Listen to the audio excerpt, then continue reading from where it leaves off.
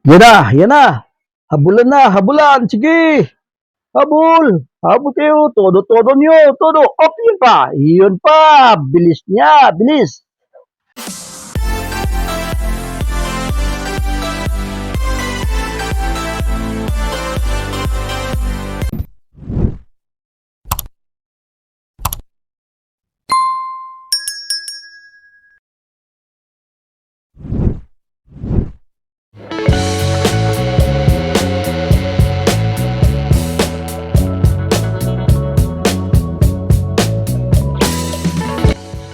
Good morning mga tol.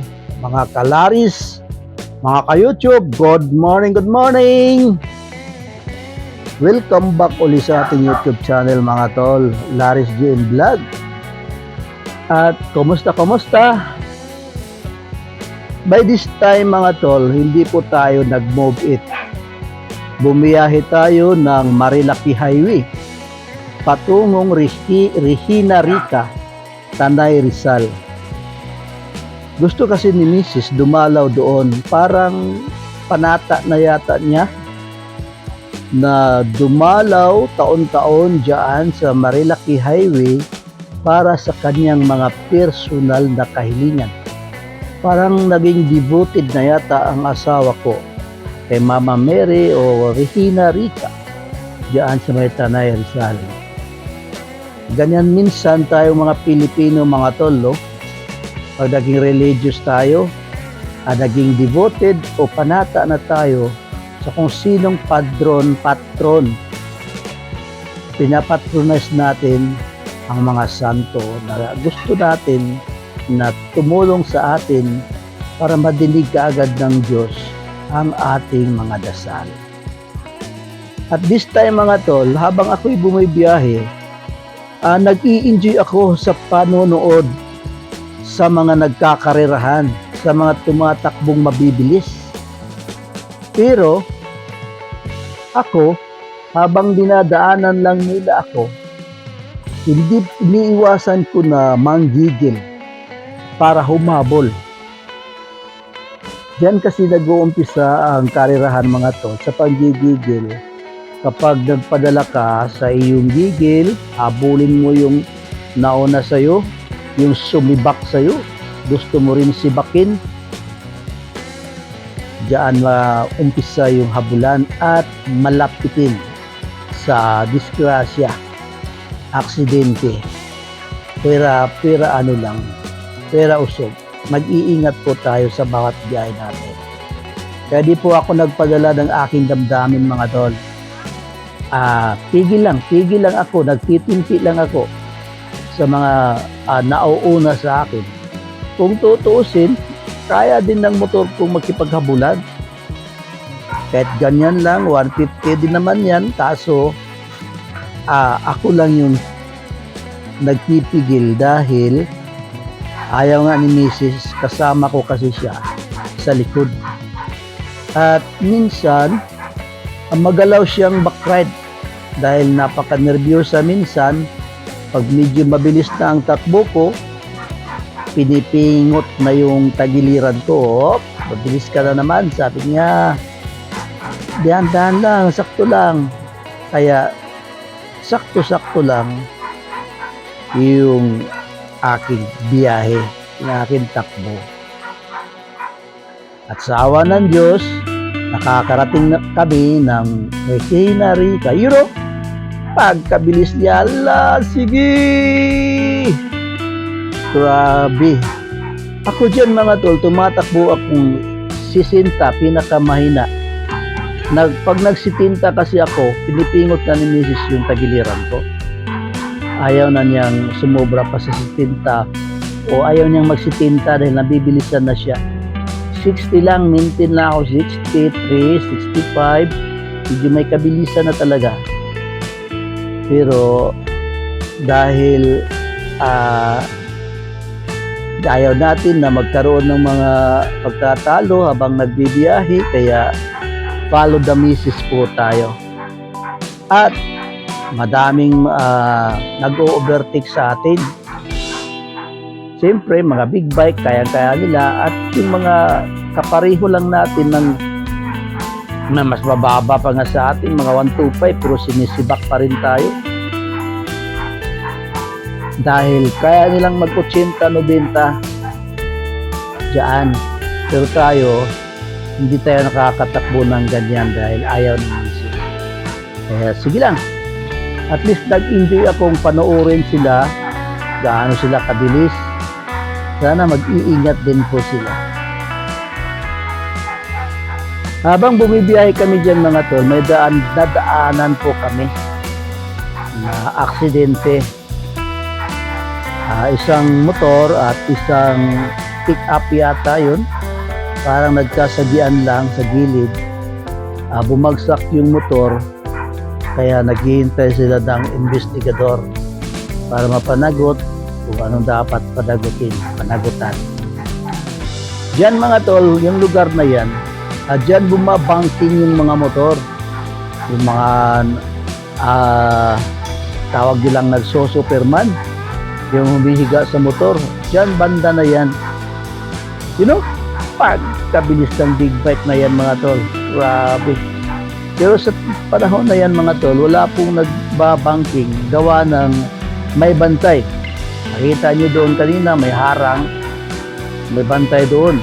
Mayroong mga pulis para maiwasan yung mga di na makakagawa ng mga pinagbabawal na takbo, yung mga motorista.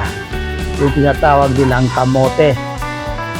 Mga kamote na sobrang bilis na at siyang dahilan ng pagkakadisgrasya, aksidente. Pero kailangan lang talagang mag-ingat dyan mga tol. Ang bilis talaga ng mga motorista dyan mga tol sa Marilaki Highway. Kaya tinawag po siyang Marilaki dahil yung kalsada na yan kokonekta sa Marikina, tapos Bari, Marikina, tapos ano yung Laguna, Marilaki, Laguna at Quezon. Kaya Marilaki po ang tawag sa highway na yan. Dahil pag tinumbok mo po yan, ay diretso ka ng Quezon. Magmula ng Marikina, dadaan kang Laguna, papunta ka ng Quezon. Iikot-ikot lang yan, papuntang Antipolo, yung ano na yan, kalsada na yan. Meron pong likuan dyan na didiretso ng Antipolo. Meron pong likuan dyan, didiretso ng Quezon. Yan o, naghahabulan ng mga kotse. Sige, pati kotse naghahabulan, basta kaya lumusot, sige. Hataw lang sila, lalo na yung mga motor. Tayo naman, sinubukan natin dyan lumusot, pero alanganin dahil medyo matulong din yung at ayaw ni Mrs. niya. Ayaw niya na medyo mabilis. At sa unahan, huminto po kami sa unahan yan dahil yung kanyang pagkaupo daw na disalign. Wala na sa ayos yung kanyang pagkaupo dahil sa mga kurbada-kurbada na kailangan gumiling tayo pagkakurbada na para mabilis at maayos ang pagiging kurbada. Ang resulta, yung kanyang puwet di na masyadong lumapat, tumagilid na siya doon sa upuan. Kaya huminto po muna kami sa tabi pang ayusin ang kanyang pag-upo. Pero bago po kami nakarating ng Regina Rica mga tol, siyempre sa biyahe di ko maiwasan magutom ka talaga, gutomin ka, kaya kailangan mo nang kumain po muna kami dyan sa unahan bago nagtuloy-tuloy doon sa Marilaki, sa Regina Rica. Para may laman naman ang tiyan. Diyan mga tol, may nagkakarirahan dyan ng mga kasalubong kong mga motor. At yung mga nauna sa akin, mayroon din naghahabulan. Yan sila. Sige, habol-habol lang. para tayong basahang iniwan. Siguro ang takbo nila hindi lalayo sa 90, 60, 90, 80 sila. Kasi ako, as 60, 65, ayaw ni Mrs. pag 70, tinitignan niya yung speedometer ko. Pag malapit na sa 70, wala na, pingot na naman siya sa tagiliran. Balik na naman ako sa 60, 63, mga ganyan lang. Takbong pogi lang ang ginagawa. Ang ingay ng aso mga tol, sumasabay yata sa pag-iinit. Wala tayong magagawa dahil yung mga aso na yan talaga maingay. Yan mga tol, yun, sige, habol. Ganda nila panoorin, you know. Hahabulan talaga sila sa bandarian. At dyan naman, mga medyo mabagal-bagal din ng konti dahil may mga angkas, mga backride sila. Siguro ayaw din ng misis nila na bilisan tulad ko, kaya naunahan ko sila. Yan, kain muna mga tol. Nilagang baka at gulay na talong, si misis, nilagang baka sa akin. At andyan na po yung Regina Rica mga tol. Pag dito ka sa ibaba, kitang-kita mo siya sa taas. Pag andun ka naman sa taas, malawak ang iyong paningin. Dito sa ibaba, malayo ang iyong paningin. Thanks for watching mga tol. At naisipan kong magtuloy-tuloy dyan sa Tanay Tourist Spot, dyan sa ano yun ma'am? 89? Ha? Ano? Rainbow 89.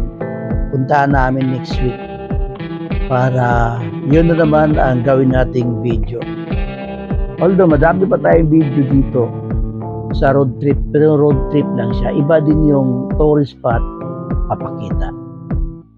Thank you mga tol. Thanks for watching.